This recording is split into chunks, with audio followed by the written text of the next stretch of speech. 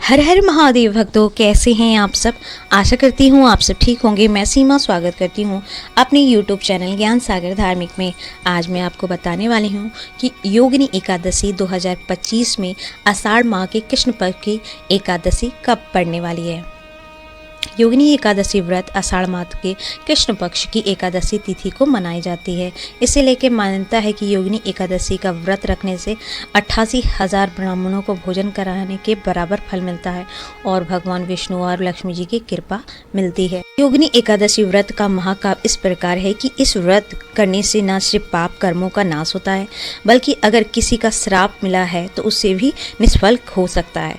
ऐसे पुण्यदायी योगिनी एकादशी का व्रत जरूर करना चाहिए मनुष्य को। आइए अब जानते हैं कि इसका व्रत कब रखना चाहिए, इसकी सही तिथि क्या है, शुभ मुहूर्त क्या है और महत्व क्या है। आइए विस्तार से जानते हैं। योगिनी एकादशी का शुभ मुहूर्त। योगिनी एकादशी आषाढ़ माह के कृष्ण पक्ष की एकादशी तिथि को मनाई जाती है। पंचांग के अनुसार आषाढ़ कृष्ण पक्ष की एकादशी 21 जून को सुबह 7:18 से शुरू हो जाएगी और 22 जून को सुबह 4:27 समाप्त होगी।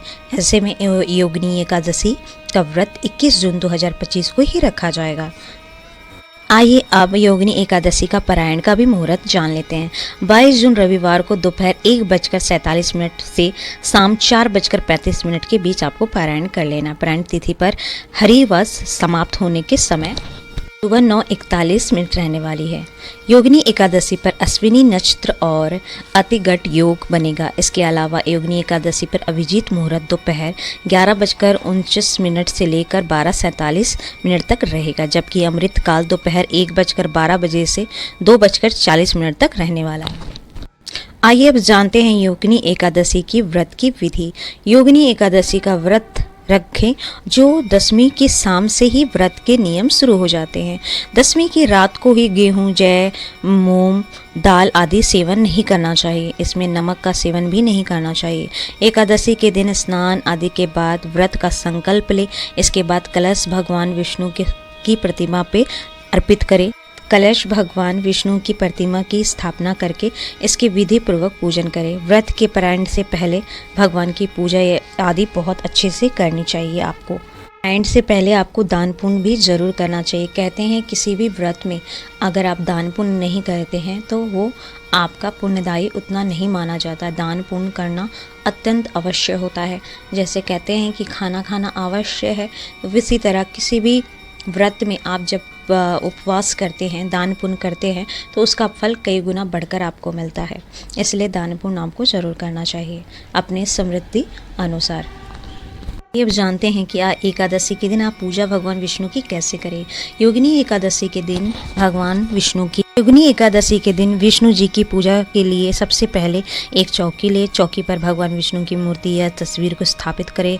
अब प्रभु को पीले रंग के वस्त्र अर्पित करें। अब प्रभु को पीले मिठाई, फल, फूल अर्पित करें। विष्णु का ध्यान करें। योगिनी एकादशी की कथा पढ़ें। विष्णु जी की आरती करें। अंत में आप जरूरतमंद लोगों को भोजन या दान दक्षिणा देकर पूजा को समाप्त करें। एकादशी का महत्व क्या है।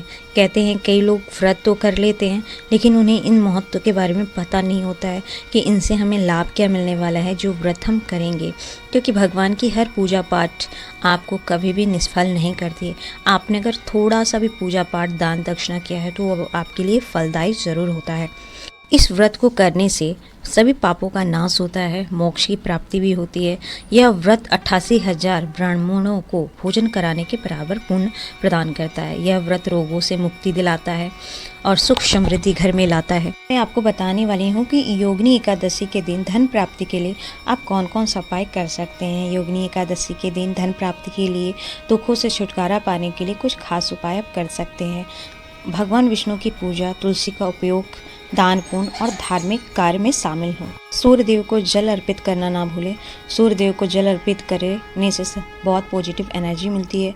तुलसी जी के पास दीपक जलाए। तुलसी जी के पास घी का दीपक जलाने से और मंत्रों का जाप करने से धन लाभ अवश्य होता है। तुलसी की माला धारण करें। तुलसी की माला धारण करने से नेगेटिव एनर्जी दूर होती है और पॉजिटिव एनर्जी आती है। इस दिन ब्रह्म मुहूर्त में विष्णु भगवान जी की पूजा करने और उनके पान के पत्ते में ओम नमो भगवते वासु लेकर अर्पित करने से बहुत ज़्यादा भगवान विष्णु आप पर प्रसन्न होते हैं और आपकी मनकामना पूर्ण करते हैं। और एकादशी के दिन आप पीपल के पेड़ पे दीपक जरूर जलाएं। दीपक जलाने से आपकी आर्थिक तंगी दूर होती है और आपके घर में सुख और समृद्धि हमेशा बनी रहती है। ये थी मेरी वीडियो। अगर आपको मेरी वीडियो आपको पसंद आई हो तो प्लीज़ आप मेरे चैनल को लाइक, सब्सक्राइब, शेयर ज़रूर करें और कमेंट में हर हर महादेव ज़रूर लिखें। मिलते हैं हम अपने अगले वीडियो में।